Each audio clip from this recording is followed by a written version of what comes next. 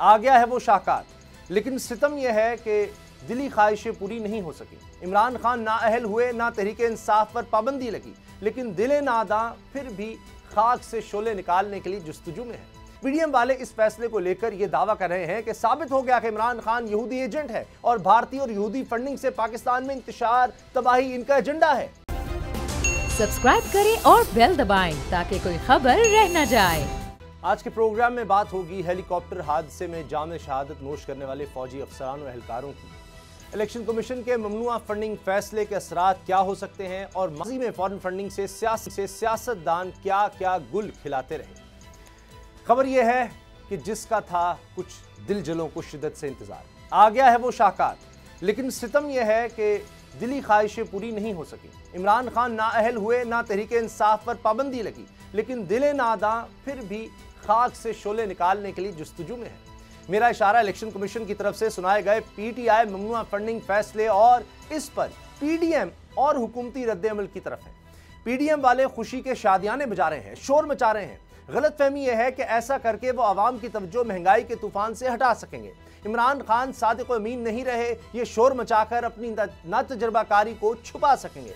इस कोशिश से चाय की प्याली में तूफान शायद पैदा हो जाए, लेकिन सियासत में अब तक हलचल दिखाई नहीं देती। हाँ, इसकी बुनियाद पर मुस्तकबिल में कोई गेम फिर डाली जा सके, इस बारे में कुछ कहा नहीं जा सकता।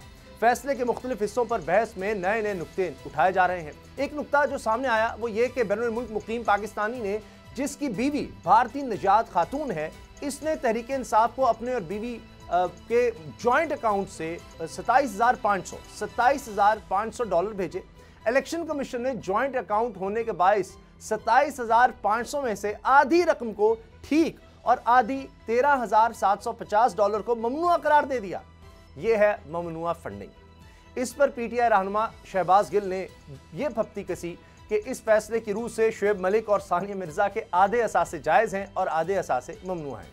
पीडीएम वाले इस फैसले को लेकर यह दावा कर रहे हैं कि साबित हो गया कि इमरान खान यहूदी एजेंट है और भारतीय और यहूदी फंडिंग से पाकिस्तान में इंतशार तबाही इनका एजेंडा है।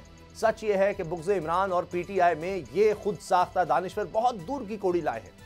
बकौल इनके इमरान खान ने $500 की फंडिंग लेकर कश्मीर को भी बेच दिया और सी पैक का किस्सा भी तमाम कर दिया। अगर इसे सच मान लिया जाए तो अब कौम की नजरें फिर इलेक्शन कमीशन की तरफ लगी हैं कि वो नून लीग, पीपल्स पार्टी और फजलुर रहमान की जमातों की फंडिंग केसेस के फैसले कब सुनाता है, ताकि अवाम को समझ लगे कि कैसे पीडीएम जमातों का लिबिया, अमेरिका और उसामा बिन लादेन से पैसे लेना फौरन और ममनुआ फंडिंग नहीं। इस सवाल का जवाब भी लेंगे, लेकिन पहले जिक्र कर लेते हैं बलूचिस्तान में सैलाब से होने वाली तबाही और अवामी मुश्किलात।